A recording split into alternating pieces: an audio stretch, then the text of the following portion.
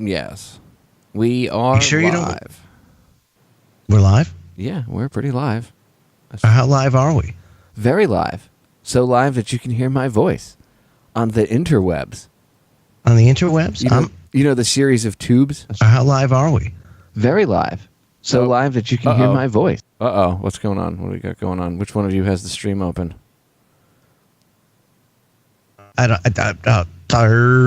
Duh. I'm better now. Joe's got the stream open. Not anymore. But hey, did you hear that? Rookie maneuver. Hold on, because I don't think that was me. I think that was Scott, because I can't do that anymore. Oh. My bad. I'm yeah. sorry. See that? He was trying to frame me. You notice he didn't even say anything? It was almost like the JFK assassination. He was trying to freaking frame me, dude. Bastard. Oh, it's okay. I'll be editing this part out. I was distracted. Yeah. And I didn't even realize it. That's what happens. Sorry. That's what happens when you drink your breakfast, Scott, a little early for your liquid breakfast. Alrighty then. Anyway, so yes, we're live, ladies and gentlemen. As only we can do. So tonight, on tonight's live edition here of Down the Rabbit Hole on YouTube, live on YouTube worldwide, we're going to be getting into the JFK files, and I'm rolling my eyes as I say this. I know most people would think, Popeye, aren't you super excited? Yeah, right. No, not super excited at all. Can I just tell you, pretty sure I already know who did it, and I don't think they're going to release anything in those files that tells me anything new. No. Just a hunch. Slight hunch. Could be wrong. Doubt it. Yeah, no. Look, all they're going to show in those files is stuff that researchers have been saying for years. Meaning, they won't come out right and say, for instance, there was a cable that somebody found. It was a memo, and they last night, within like 2 or 3 hours, somebody had found it, and they posted it. And I don't remember what website it was. But they posted a shot of it, and then the whole thing. And in it, it talked about how they thought that there were, and I believe it was the FBI, thought that there was a shot. A shot had to have come from the triple underpass and come through the windshield and hit Kennedy in the throat. Back into the left. Right? So, well, that was the first shot that hit him was he gets shot in the throat. Because the first shot that rang out missed him. And you see in the film, Kennedy kind of turns his head. He stops waving, and he's like, hey, what was that? And then, boom, second shot comes through the windshield, hits him right in the throat. Yeah, and you can see on the Zapruder film that he's actually grabbing his throat. Yeah, he reaches up and he goes for his throat, and then Jackie leans over like, hey, what's wrong? Third shot takes Kennedy in the shoulder, and you see him, you'll see on the Zapruder film where he kind of lurches forward. Fourth shot misses Kennedy completely, hits Connolly. It's where it went through Connolly, through his back, came out and hit him in the wrist, shattered his hand. And you'll see that shot, the fourth shot, when Kennedy shot in the shoulder with shot number 3, you'll see if it was a magic bullet, one bullet that did all of this damage, right? Coming through Kennedy's back and then coming out and going through John Connolly and into his wrist, right? How come I can't have a bullet like that? Right, exactly. Well, if Arlen Specter's magic bullet was so powerful, then John Connolly in the film wouldn't have been able to turn around and look at Jack while holding his Stetson, his hat, in the very hand that about half a second later was shattered by shot number 4, which missed Jack, came through Connolly and shattered his wrist. And then the last shot, which was the kill shot, that's the shot that took Jack right in the forehead, back and to the left. Like Costner said in the film, back and to the left. Back and to the left. You don't get that from a rear shot.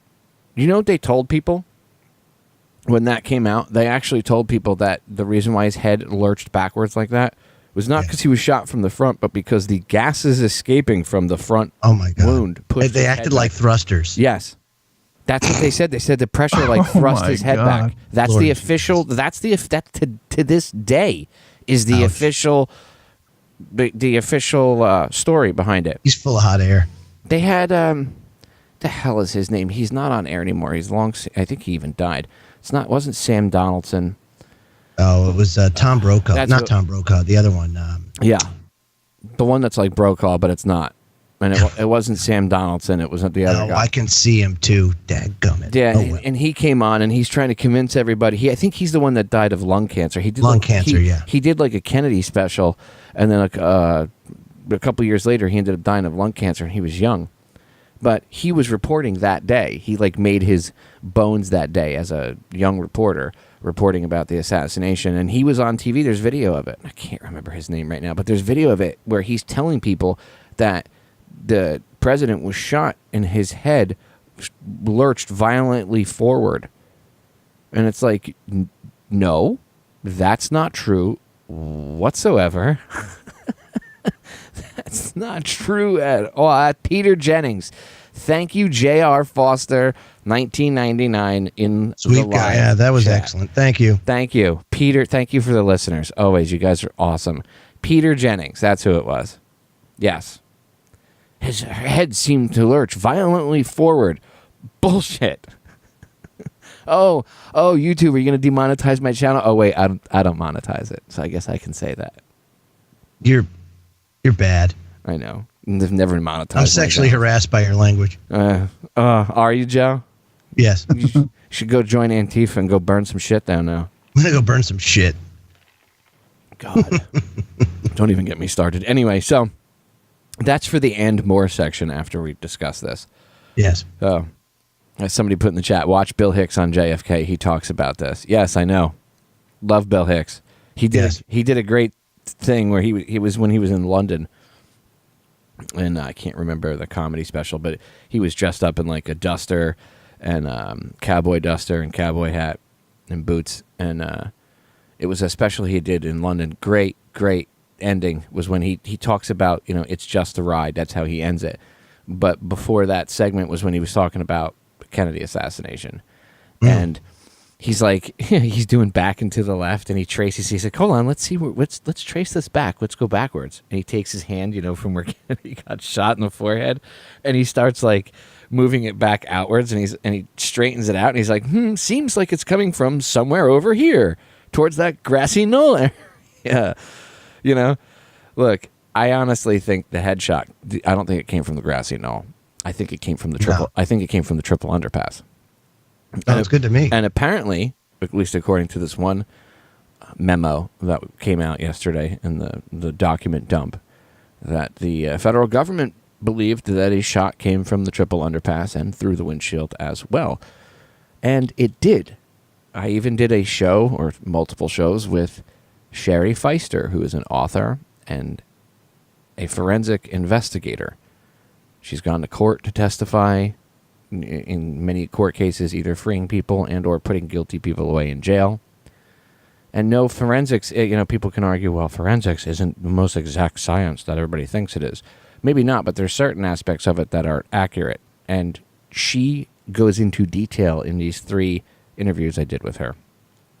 And, you can't refute it.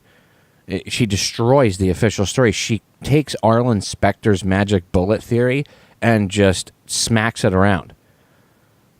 It's impossible. You can listen to me and say, well, Popeye's a radio show host, and you could call me a pejorative label of conspiracy theorist. But let's see you call Sherry, who's a forensic specialist, somebody who testifies in court. So if the court feels that she's an expert in what she does and her testimony is good enough to put people away or free them, perhaps maybe we should listen to what she has to say, forensically speaking, about the Kennedy assassination. You'd be quite surprised. Her and I did this 3-part series about it. It's called the JFK assassination, a forensic look. In fact, I'm going to remaster the audio from those shows. I decided yesterday to do this, and I'm going to put them back up on Federal Jack again and add some images and stuff for you guys to what we were talking about. Amazing information. Blow your whole view of the Kennedy assassination out of the water if you're one of these people that still believes the official version of events, which I think is like 2% of the general public now. Pretty sure. that it? They said 61% of Americans don't buy into the official story, which 61? I think. Yeah, I think that's it's more low. than that. Yeah, last time they it's did definitely more than that because I mean, it's unbelievable to think that 40% of the population actually buy into the official story. Yeah, no. I think it's like I would say it's probably more like 80. Like 80. I I was think going to it's say, like 4 out of 90. 5. Dude, the last time, I think it was, I don't know, a couple years ago, 5-6 years ago, you can look this up. They did somewhere around the 50th anniversary, maybe. So within the past, 5 years. And they did a poll as to who thought, what the people thought. And it was somewhere in 90% or 92% of the country thought that the government had some involvement, some way, shape, or form in the Kennedy assassination and covering it up. So, yeah. 68%. Right. Yeah. Right. Rosera in the chat room says that too, about 80%. Yeah. Yeah. So full of shit. I swear to God. Who do they poll? What do they go to, the DNC headquarters and poll people? Dude. Statistics are question, where are the Democrats? Who cares? Well, I'm saying, where supposedly, right, if you buy into the whole I don't believe in the two-party system. It's all bullshit. And I've said 1,000 times in the past few years, they've managed to get everybody that was thinking outside the box and looking at things from all these different directions. They've pulled everybody back into A or B. Doesn't matter what discussion topic it's about.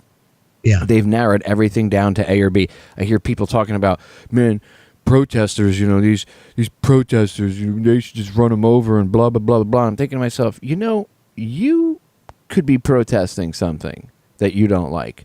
2 years ago when Obama was the president, if you were protesting and they said that, you'd be like, oh, you see these liberals, they don't like us. But now, because it's, liberal protesters and people like Antifa, which if the people that are doing this stupid stuff can't figure out that you're just useful idiots and you're being used to create chaos so that the system then can turn around and go, look, they're acting up. We need MRAPs in a police state and scanners at the mall. And we need all this stuff because you can't be too safe. I mean, you have Antifa terrorists and now you have a white guy shooting people up out of a window in Vegas, but we don't know why.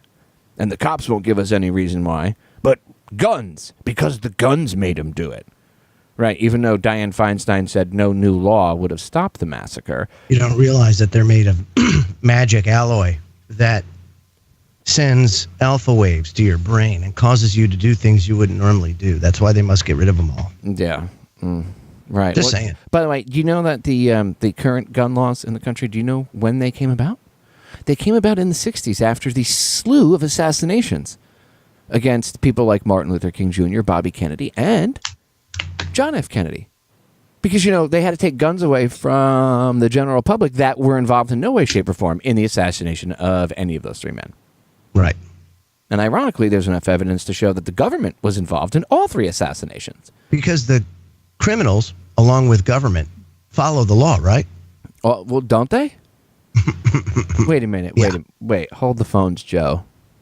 Seems like the only people that follow the law are the people that just want to be left alone. But we never get left alone. So we just end up, getting beat down, given this garbage that got released about the JFK stuff, which is crazy. Well, I'll download the files and go through them because I'm sure the only thing like I said to Christina, I said, honestly, I don't think there's going to be a smoking gun. I think they'll probably release stuff that talks bad about JFK, makes him look negative in a light. Maybe, he was he a commie? Did he have Addison's disease? Attack his personality, first they assassinate him, then they'll assassinate his character because it's lived on for so long. Right. So there'll be that probably in there, here or there. And I'm sure that we'll find stuff that, like I said, there was that one that said that they had thought that a shot could have come. But it was reported that the first shot, and according to the memo, and I'm paraphrasing here because I don't have it in front of me, but they talked openly about the first shot coming through the windshield and hitting Kennedy in the throat, so which would mean that Oswald couldn't have done it unless he somehow shot boomerang bullets.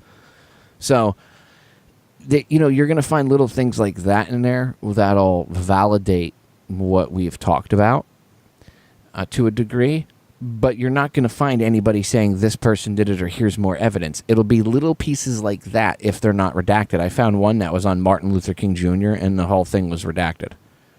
It was except for like the date and the file number of the file. It was still redacted. Like, oh, here, you can look at it. You can't read anything on it, but sure, here's the file. Well, it's like I posted on Facebook, right? I said, don't expect the JFK files to incriminate the government when it's the government releasing the files, right? So I think it's just going to be more...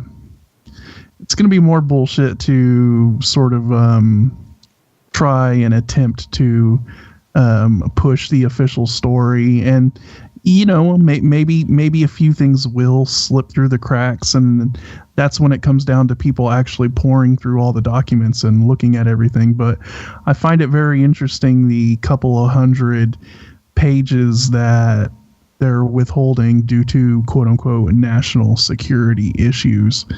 I mean, those are the ones that I want to know. What national security issues could apply today from something that happened back in '63? Well, unless somebody that's still in power, I don't know, people like, I don't know, people in current political office or recently retired presidents like the late H.W. Bush, former CIA director, even though he vehemently denies ever being the director of the CIA. It's fact that George Bush, H.W. Isn't there some indication that he was in Dallas at the time? Well, he might. There's some speculation. People believe. I've seen evidence to allude towards him being there, but I don't think he would have been an assassin. He would have been more like. No, he wouldn't have been an assassin, but he would have been taking more of the role of like a coordinator or something like that, or helping out in some way, shape, or form. Yes, he would have been on the team. Mm-hmm. And I don't doubt that. I don't know if I buy the whole bullshit about Ted Cruz's father. Being that's too much of a. That's a little much for me to. I don't know. I didn't see when it first came out during the presidential election. People were like, "Popeye, you see, look, the JFK assassination. Shouldn't you be interested in this?" I'm like, no, absolutely not. This just sounds like total bullshit.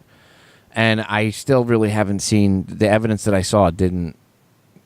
It just did not ring true to me. I don't know who originally came up with that, and that's now their favorite thing whenever you talk about the Kennedy assassination, and that they'll talk about conspiracy theorists, right? That's a word that's being thrown around constantly. Well, these conspiracy theorists.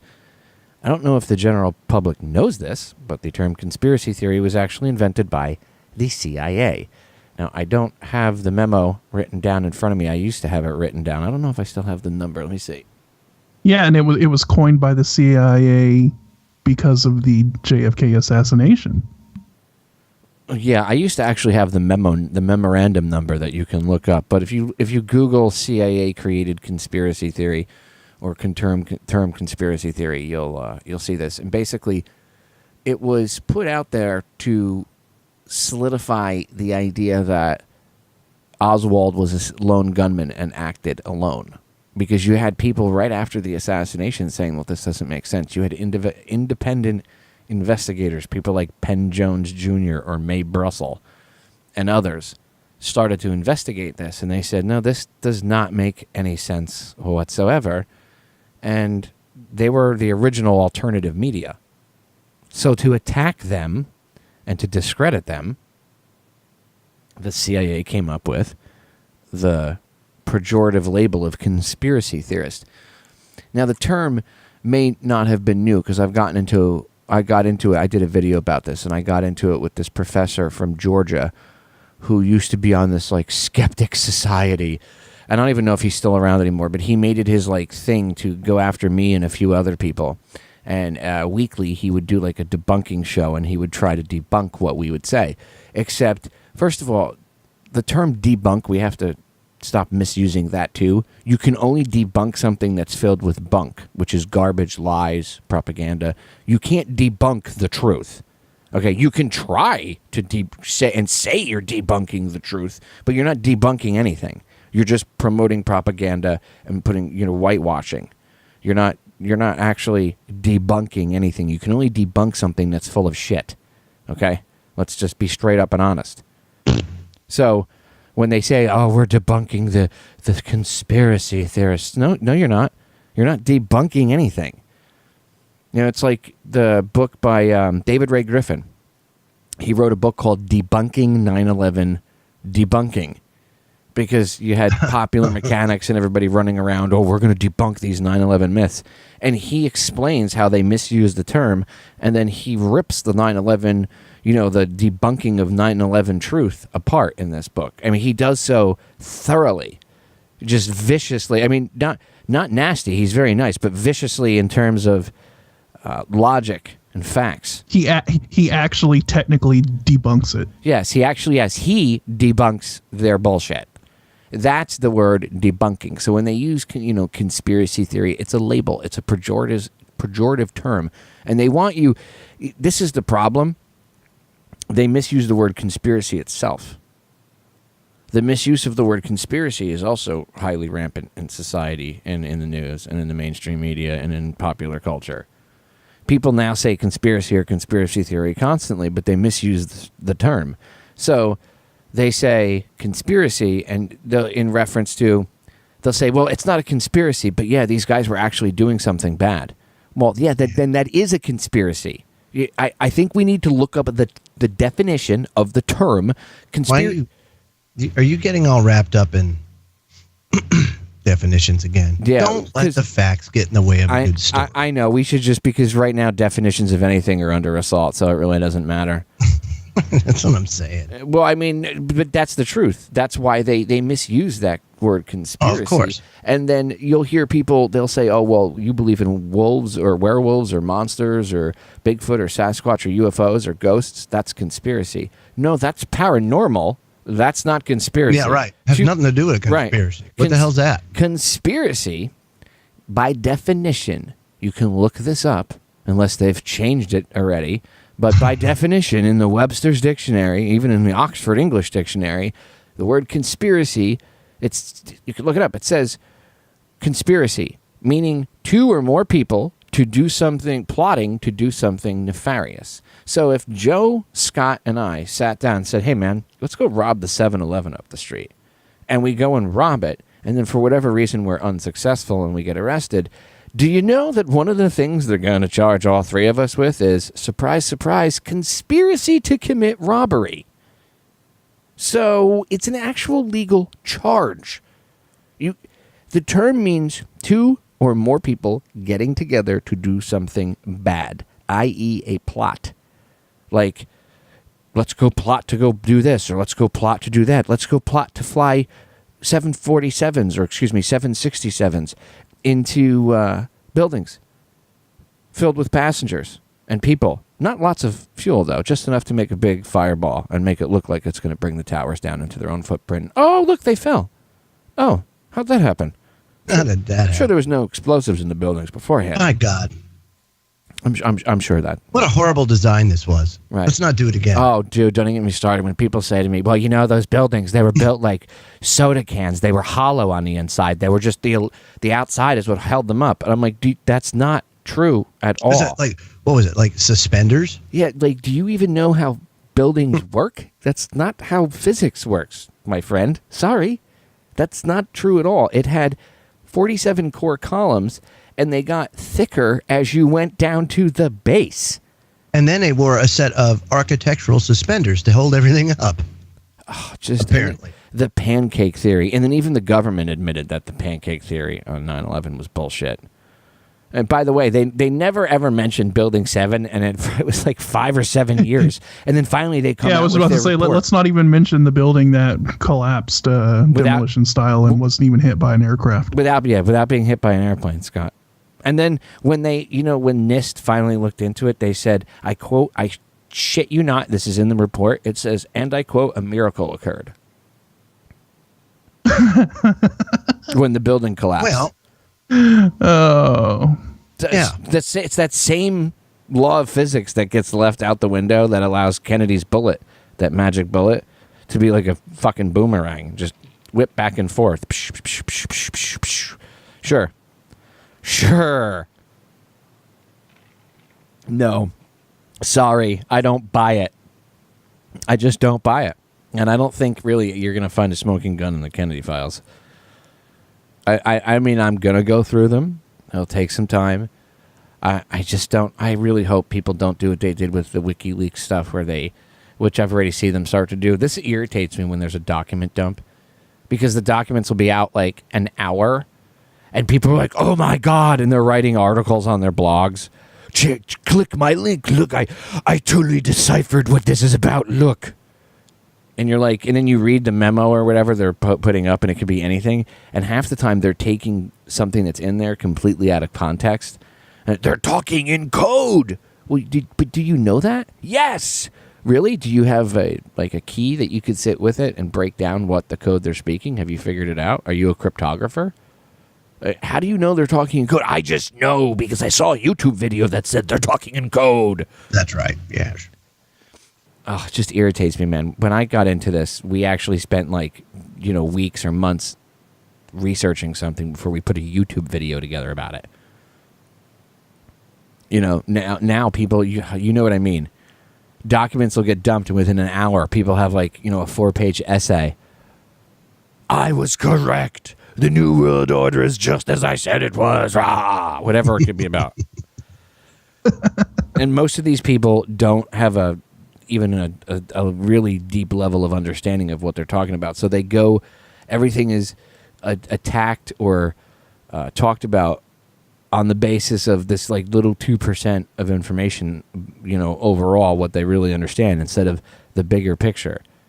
And that's not to say that there wasn't weird stuff in the WikiLeaks files, because there was, but there's tons of weird things in there. But I'm saying people need to take more than 30 seconds. Understanding. I've researched Kennedy's assassination since I was in my teenage years. It's going on over.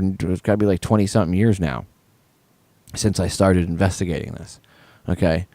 I was 14 or 15 when I really got into it. And I have to tell you, dude, there are times that I come across stuff that even with all this research and understanding of the jargon and the language and then, researching other stuff over the years, right? Understanding how the deep state works, all of that. There's stuff I have to read 2 or 3 times and then think about what I know and see what how that coincides with all the other research that I've done. So going through the JFK files isn't going to make anybody you might glean a little bit of information from it, but people aren't going to really learn anything. People, the general public that doesn't know isn't going to learn anything. Some of the stuff might sound surprising if somebody writes an article and shows that they said something like the triple underpass thing or something else, but they're not going to understand the full context of that. That's why I posted the interview of the 3 shows I did with Sherry Feister. Because I saw that and I was like, well, people, if they're going to start seeing this in the mainstream of, they're talking about this, or this, they have to understand that these are theories, or this is not theories, but this is stuff that's been presented, over the years that's already been out there. So if you're going to see something... if people are going to dig through the current files, they need to actually go back and do their research on everything else that has come out. Yes.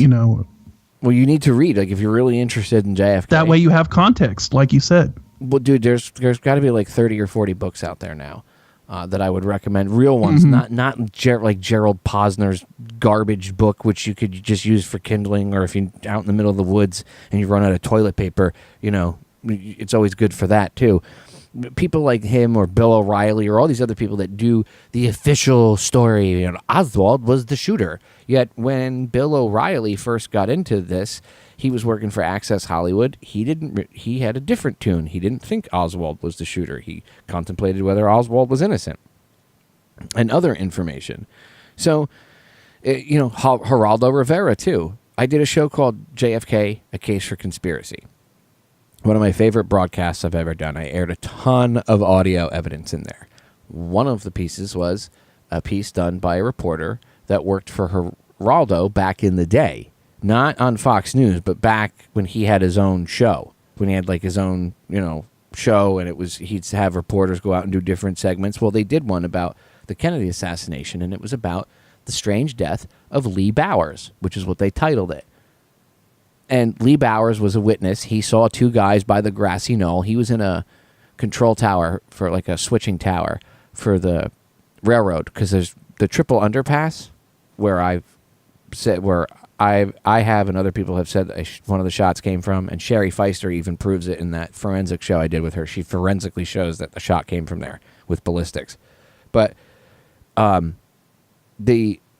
where that shot came from, that railroad yard is right, like the triple underpass, if you're looking at it, would be on the right side, and then the grassy knoll would be to its left. So Lee overlooked all of this because he was in this tower sitting behind it. Lee Bowers, not Oswald. And he was looking down, and he got interviewed, and he testified that he saw, and his story had never changed, that he saw two guys behind the fence. One of them was dressed as a cop, and he had a rifle. And the other one was like shooing people away from the area and helping him, you know, set up to shoot, which would mean you had a shooter and a spotter. That's a shooting team. Okay? That's SOP. Anybody that's been in the military would understand that.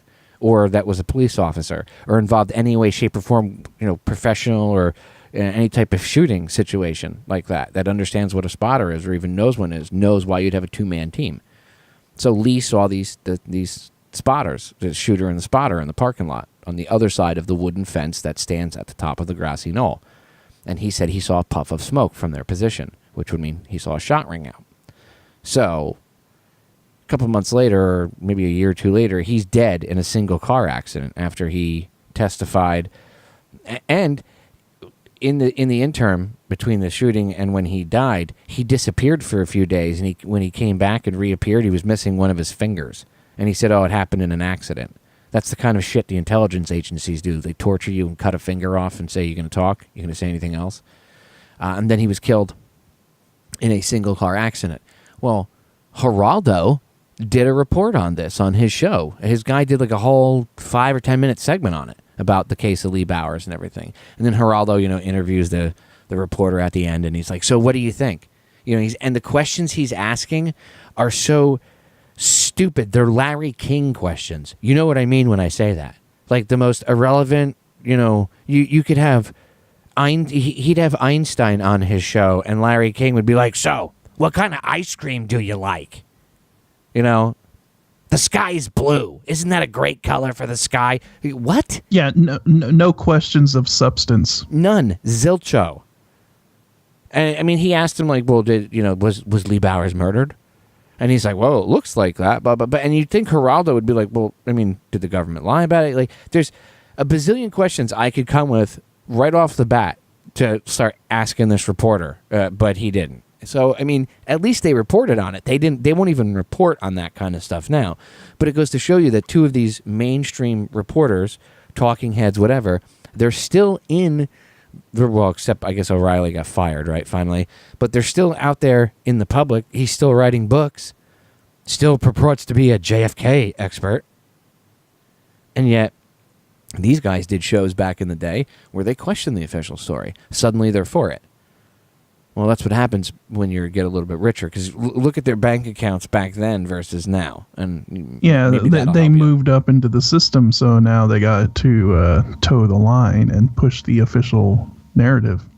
Yeah, if people really want to learn about JFK and they want to learn about, I mean, read the files. Please download the files, go through them. But if you want to really learn and have an understanding as to like what was going on at the time and a better understanding of what you're going to find in those files, you need to start reading books. And I don't mean one or two. I mean, there's probably about 30 or 40 you could read.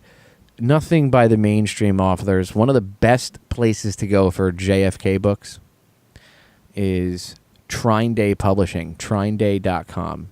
Trine, TRINEDAY.com.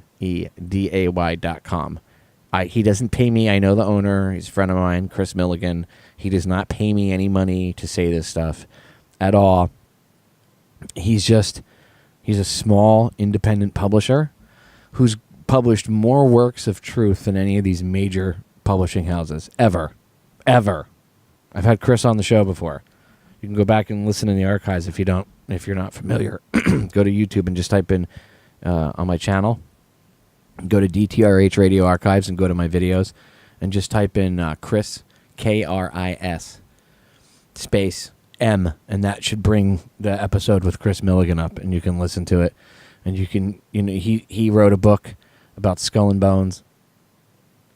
I believe Chris's father was in the company, and that's what got him. And he was always like a hippie. Him and St. John Hunt have a lot in common. St. John's father was obviously E. Howard Hunt. Now, I bet you, was he a conspiracy theorist too?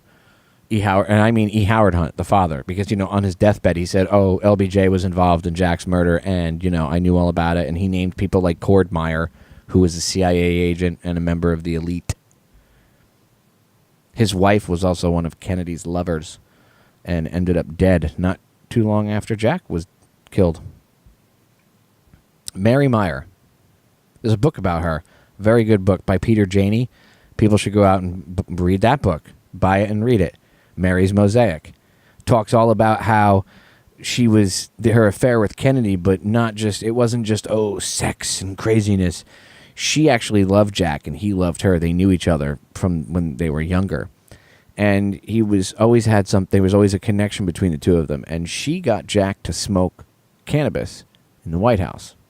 And she got him to try things like LSD and mushrooms. And his perspective shifted.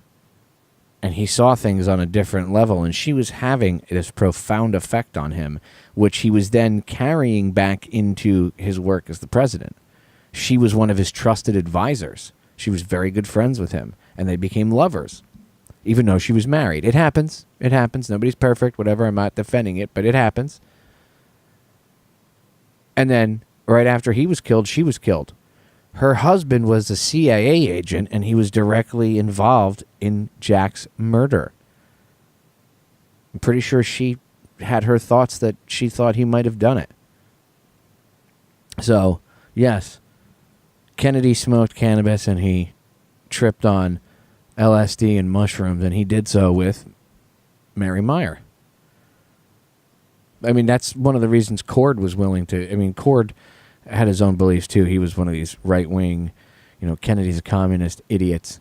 But his wife was also Kennedy's lover, or one of Kennedy's lovers, so why not? That would drive any man to be pissed and perhaps, want to do something drastic. So you could see how even these elitist CIA agents in the higher echelons of the company are controlled. Because I'm sure they were like, he's screwing your wife. What kind of a piece of crap? Don't you just want to get back at him? Very simple. They use the basics all the time. Look how they divide this country. It's on the basics.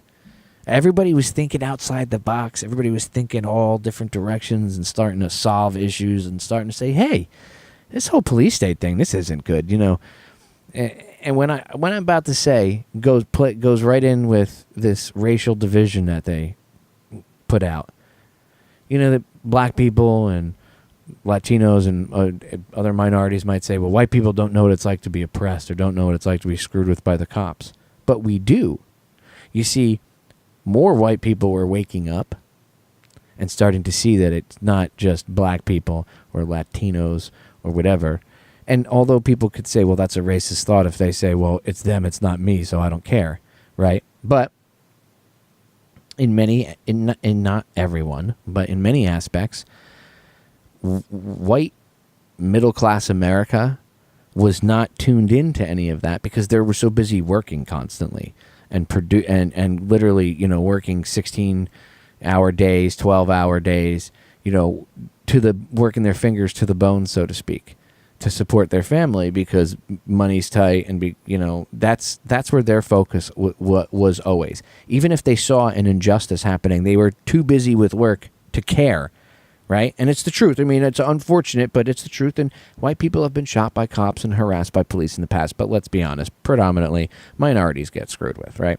So they were getting irritated that nobody else was paying attention to this, right? But in reality, white people were starting to experience, white middle-class America was experiencing the same thing. Little old ladies getting shot by cops for not signing a ticket. There was a lady that got shot in a church parking lot because she wouldn't sign a ticket, and she rolled the window up, and for whatever reason she was scared of the cop or whatever, and the cop lunged through the window to grab her and grabbed her by the neck, so she panicked and stepped on the gas and took off.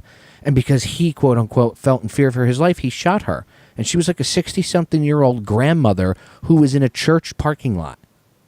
No guns, no nothing. Nobody got pissed and rioted about that. But it was one of... And they should have, okay? There should have been some anger about it. I'm not being a smartass when I said there should have been some anger, but nobody really got angry about that. But it started to build. And eventually people were getting angry. And they were starting to say things like CNN was running a report, hey, how come the cops in Anaheim are running around dressed like, G.I. Joe? In fact, Joe and I did a show about this. And we were talking about the cops in Anaheim. And we said, we're having a hard time differentiating who's a cop and who's special forces. Some of them had, patches that said police on them. But if you saw them sideways or you couldn't see the patch that said cops and you looked at them, they were wearing BDUs. And they were camis. So it wasn't like they were black or they were tan or khaki color or something. No. They were camis. Yeah, I remember seeing those photos. It was absolutely insane. Right. They shut Anaheim, it was California. Crazy. They look like troops out in Fallujah or something. Right. Just Google anybody it happened the same year Ferguson did. So what, 3-4 years ago, whenever Ferguson was. It's that same time frame. And Anaheim happened and people were like, hey, what the hell's going on? Why do we have a police state? Why do we have cops driving around in MRAPs? And why do we don't need SWAT teams? This is a bit out of hand. What the hell's going on? And the next thing you know, Ferguson happens, and they made it about black people versus white people, right? And they got the people in St. Louis so incensed. Yes, they were already pissed because a white cop shot a black kid. But how incensed were they? They weren't rioting until after the media kept telling people, oh, hands up, don't shoot. Hands up, don't shoot. You had congressmen in Florida Congress, hands up, don't shoot. Except that turned out to be a bullshit story. The kid who was with Michael Brown that got shot, his friend, admitted later on that he lied and made that up. That was never said to the cops, and that he never had his hands up saying, hands up, don't shoot. What happened? And I'm not saying the kid deserved to die. Right, the whole situation was just messed up. But even the DOJ, with the autopsy report, they admitted. He was shot in the top of the head, which would show that he was running towards the cop with his head down, to tackle him. Right, and the cop, which was consistent with the cop's story. Now that I'm not defending police brutality. I'm not defending any of it. But what I'm saying is they took that incident and it was a false narrative. Yes, the narrative was twisted. The event was very real, but they took the narrative and they twisted it, and all they had to do was twist it enough to stoke the anger. And the next thing you know, the people in St. Louis are rioting because they were already pissed off about police brutality and inequality and perhaps maybe even jobs and low income. There was a lot of factors, but the government, the powers that shouldn't be, the media, they understood this. And they used that anger and they twisted it and they tweaked it and they made it about race and they made those people riot. And then when the people started to riot, that's when you started to hear people like